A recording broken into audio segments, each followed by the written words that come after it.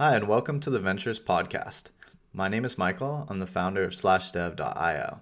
In this podcast, I study the best startups, entrepreneurs, and lessons from history and break down what I learned from these stories. You will learn about companies like Apple, SpaceX, and Google, legendary figures like Elon Musk, Steve Jobs, Alexander the Great, Marcus Aurelius. You will hear amazing stories of innovation, such as the mission to the moon, the birth of the internet, the story of the Wright brothers, and more. My mission is that this content will help both my listeners and myself to achieve mastery in our own life and ventures. Hi, and welcome to the episode.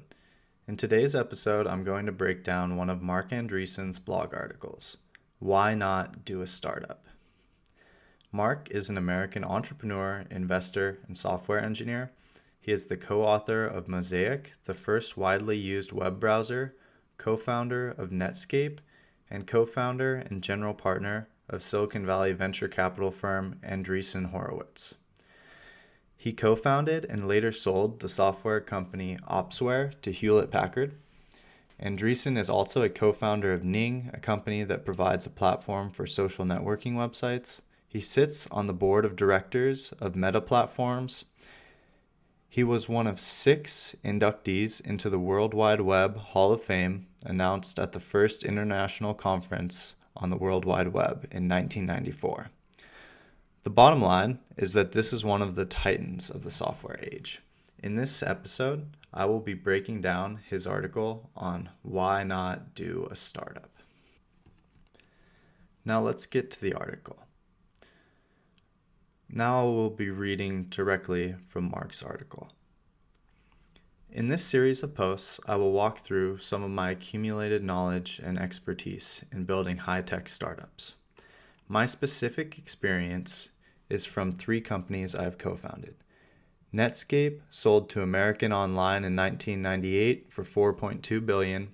Opsware, formerly LoudCloud, a public software company with an approximately $1 billion market cap, and now Ning, a new private consumer internet company. But more generally, I've been fortunate enough to be involved in and exposed to a broad range of other startups, maybe 40 or 50 in enough detail to know what I'm talking about. Since arriving in Silicon Valley in 1994 as a board member, as an angel investor, as an advisor, as a friend of various founders, and as a participant in various venture capital funds. I mean, you can see already that Marc is one of the most plugged in individuals in the world into the startup scene, especially within Silicon Valley. He's one of the absolute titans of Silicon Valley. So this series will focus on lessons learned from this entire cross-section of Silicon Valley startups. So don't think that anyone I'm talking about is referring to one of my own companies. Most likely, when I talk about a scenario, I have seen something or I have experienced it. It is from some other startup that I am not naming but was involved in some other way than as a founder.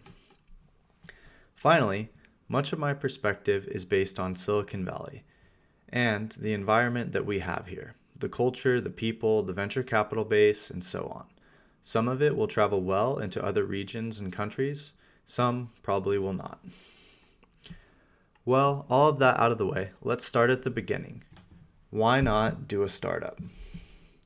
Startups, even in the wake of the crash of 2000, have become embodied with mystique.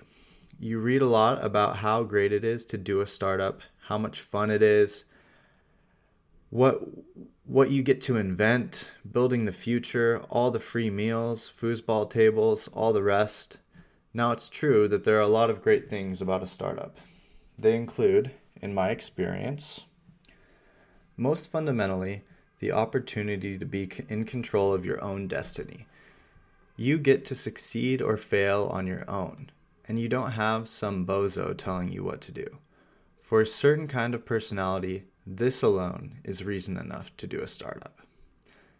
Yeah, I can definitely relate with this. This is one of the core values I have is just freedom and being able to be the master of my own destiny. So I can definitely relate to what Marc is saying here. Now, getting back into it. The opportunity to create something new, the proverbial blank sheet of paper. You have the ability, actually, the obligation to imagine a product that does not yet exist and bring it into existence, without any of the constraints normally faced by a larger company. The opportunity to have an impact on the world, to give people a new way to communicate, a new way to share information, a new way to work together, or anything else you can think of that will make the world a better place. Think it should be easier for low-income people to borrow money? Start Prosper. Think television should be opened up to infinite number of channels? Start Juiced. Think that computers should be based on Unix and open standards and not proprietary technology? Start Sun. Yeah, I think this is a key point many entrepreneurs have as well, is they want to make an impact on the world. It seems that motivation to really do something significant is the fire of many great entrepreneurs. It's why, Elon Musk looked up to great entrepreneurs from the past. It's why people look up to Steve Jobs. There's something about doing something that really makes an impact on the world and puts a dent in the universe that is innately human. Okay, so diving back into it. The ability to create your ideal culture and work with a dream team of people you get to assemble yourself. Want your culture to be based on people who have fun every day and enjoy working together? Or a hyper-competitive, both work and play? Or a super focused organization creating new rocket science technologies? Or a global perspective from day one? You get to choose and build your culture and team to suit it. So here, he's saying you really have control. Whatever it is you think a company should be, you're lucky if you can find something that lines up with that, but only when you're an entrepreneur can you truly create any sort of culture and organization that you want. Okay. And finally, money. Startups done right can of course be highly lucrative. This is not just an issue of personal greed. When things go right, your team and employees will themselves do very well and will be able to support their families, send their kids to college, and realize their dreams. And that's really cool. And if you're really lucky, you as the entrepreneur can ultimately make profound philanthropic gifts that change society for the better. However, there are many reasons to not do a startup. First, and most importantly, realize that a startup puts you on an emotional roller coaster unlike anything you have ever experienced. I can definitely relate to this. When things get challenging in your business and you're the founder, the entrepreneur, you feel the pressure, you feel the doubt, you anticipate the challenges, and it's really emotional as well. It's not just, a case study. It's your life, it's your dreams that are on the line. Okay.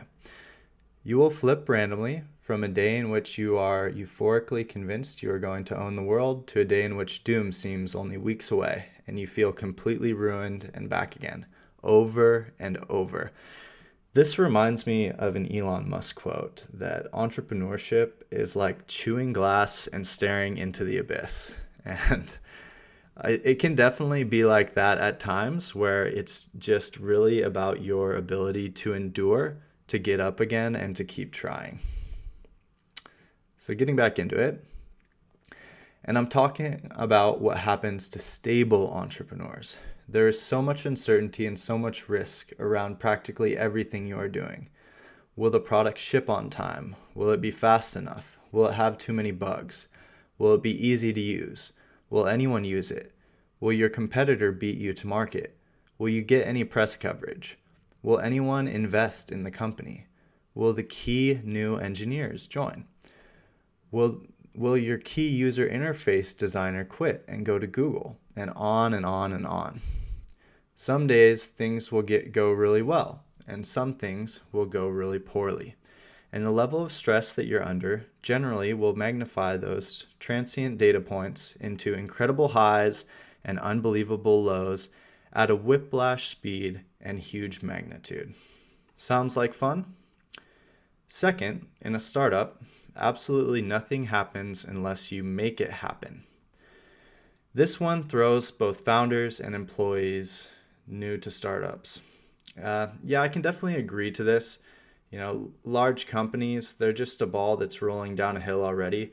But as a startup, if you don't work for a week or a weekend, you notice what you could have done to move the company forward. You notice the marketing initiatives you could have improved, the copy you could have improved, the extra effort you could have put towards your main clients to make sure that they were happy and satisfied.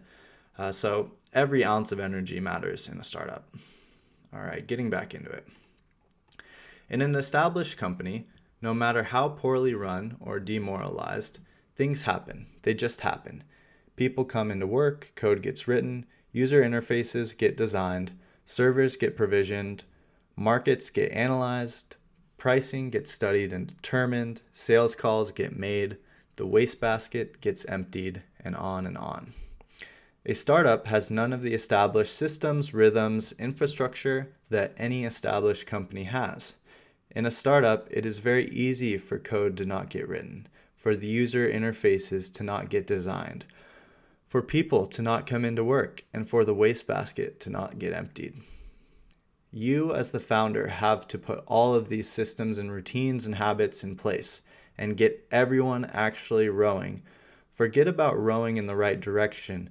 Just rowing at all is hard enough at the start. I love that. Just getting the team to consistently work on the key impact areas every day. Not even in the same direction, but just getting those rhythms in place. Love that. And until you do, absolutely nothing happens. Unless, of course, you do it yourself. Have fun emptying those waste baskets. Third, you get told no a lot. So this is his kind of third reason to not do a startup. You get told no a lot. Unless you've spent time in sales, you're probably not familiar with being told no a lot. It's not so much fun.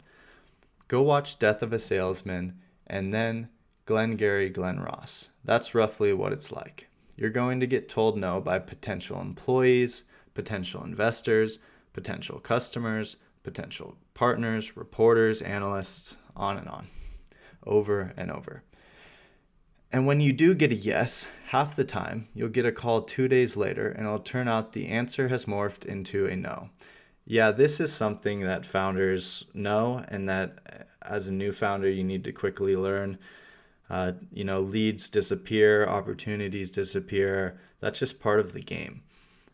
You should make sure that there's, fundamental value and leverage in the business model that you are in and that you have a truly compelling value proposition. I mean, if no one is saying yes after a year, maybe something's wrong. But I mean, this is just part of the game, even for the most successful companies.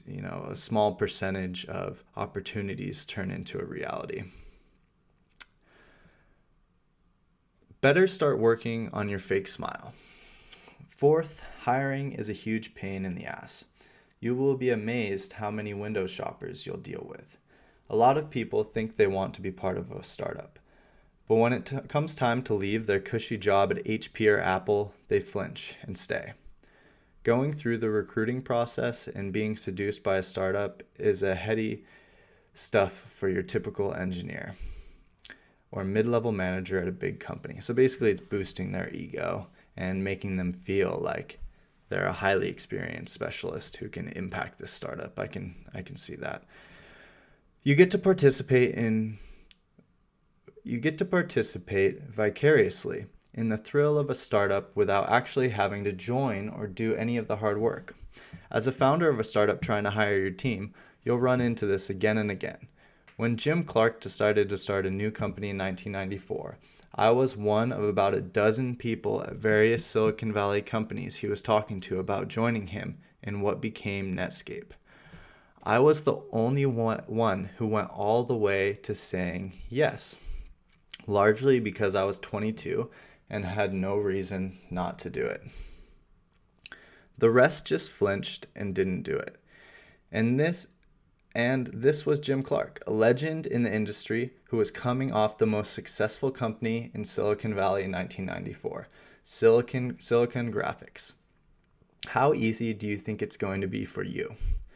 Then, once you do get through the window shoppers and actually hire some people, your success rate on hiring is probably not going to be higher than 50%.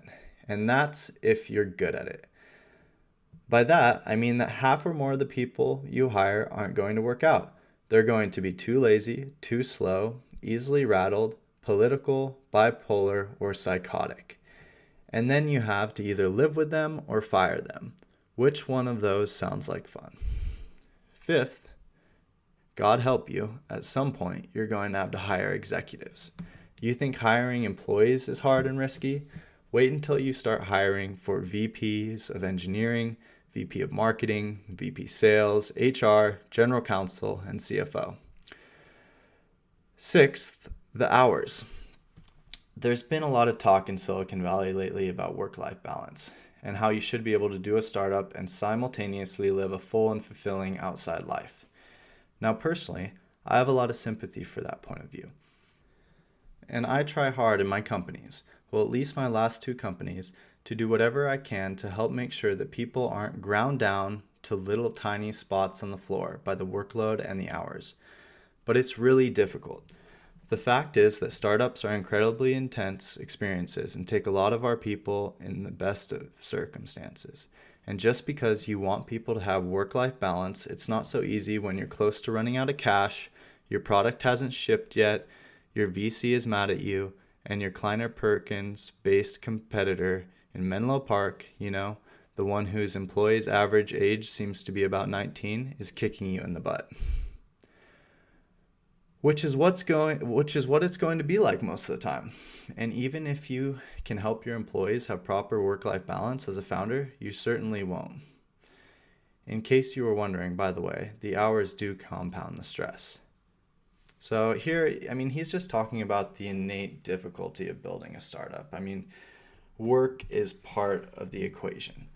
Of course, as you build more ventures, you start to realize the leverage of that opportunity is the most important. What you are working on, making sure you're in the right boat is the most important thing. But the work doesn't go away. The work is needed, and every day there's, speed matters, timing matters, and so speed matters in order to realize the opportunity that you have. All right. 7th. It's really easy for the culture of the startup to go sideways. This combines the first and second items above. This is the emotional roller coaster wreaking havoc on not just you, but your whole company. It takes time for the culture of any company to become set, for the team of people who have come together for the first time to decide collectively what they're all about, what they value, and how they look at challenge and adversity. In the best case, you get an amazing dynamic of people really pulling together, supporting one another, and working their collective tails off in pursuit of a dream. In the worst case, you end up with widespread, self-reinforcing bitterness, disillusionment, cynicism, bad morale, contempt for management, and depression. And you, as the founder, have much less influence over this than you'll think you do. Guess which way it usually goes.